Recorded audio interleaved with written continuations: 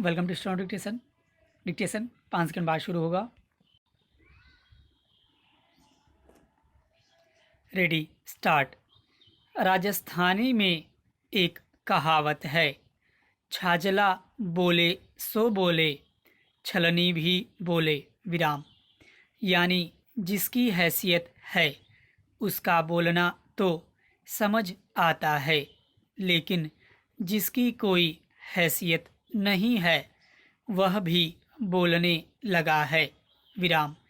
यहाँ संदर्भ हमारे पड़ोसी देश नेपाल का है, जिसने ग्रेटर नेपाल के नाम पर 5 भारतीय राज्यों उत्तर प्रदेश, उत्तराखंड, बिहार, हिमाचल प्रदेश और सिक्किम के कई शहरों पर अपना दावा जता दिया है विराम। सब जानते हैं कि नेपाल और वहाँ के प्रधानमंत्री केपी शर्मा ओली इन दिनों किसकी गोद में बैठे हैं विराम। यह केवल और केवल चीन है, जिसके बहकावे में आकर नेपाली जनता के नाम पर ओली यह खेल खेल रहे हैं विराम।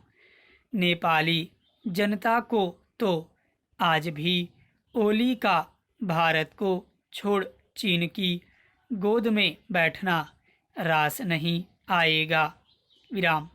वह आज भी हिंदुस्तानी जनता के साथ सदियों से चले आ रहे रोटी बेटी के संबंध जारी रखना चाहती है विराम। इसके उलट चीनी शह के बूते वहाँ के शासक अति राष्ट्रवाद को हवा देकर अपनी सत्ता का उल्लू सीधा करना चाहते हैं। Para change. अति राष्ट्रवादी आज नेपाल ही नहीं, दुनिया के अधिकतर मुल्कों की कमजोरी बनता जा रहा है विराम। खास तौर पर उन मुल्कों की जहां लोकतंत्र है विराम। चुनावी कामयाबी के लिए वहां के हुक्मरान इसका सहारा लेते हैं और भावनाओं के रथ पर सवार होकर अपने मकसद में कामयाब भी हो जाते हैं विराम। लेकिन उन्हें इसका अंदाज़ा नहीं रहता कि इससे वे दो देशों का उनकी जनता का कितना नुकसान कर देते हैं विराम। भारत और पाकिस्तान इसके उदाहरण हैं विराम। जैसी भी परिस्थितियां थीं, दो अलग देश बन गए, लेकिन इस्लामिक राष्ट्रवाद ने पाकिस्तान को कहीं का नहीं छोड़ा विराम। नुकसान भारत का भी हुआ विराम।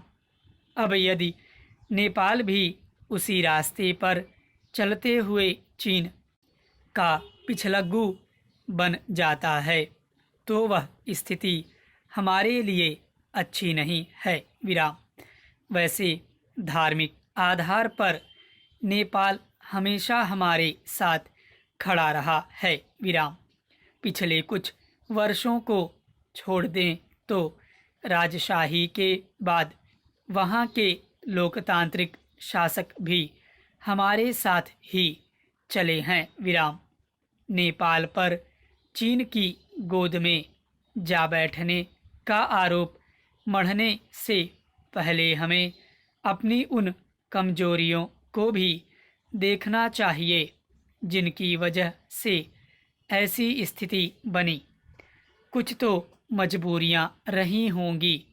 यूं ही कोई बेवफा नहीं होता कि तर्ज पर हम ईमानदारी से देखेंगे तो पाएंगे कि हमारी विदेश नीति में भी कुछ कमियां रहीं, जिनका लाभ चीन ने उठाया विराम।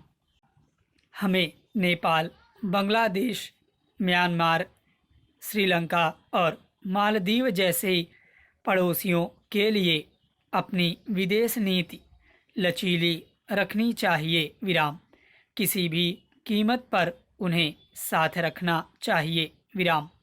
चीन से टकराव की स्थिति में इनका साथ हमारे लिए अमेरिका और रूस के साथ से कम महत्वपूर्ण नहीं है। स्टॉप।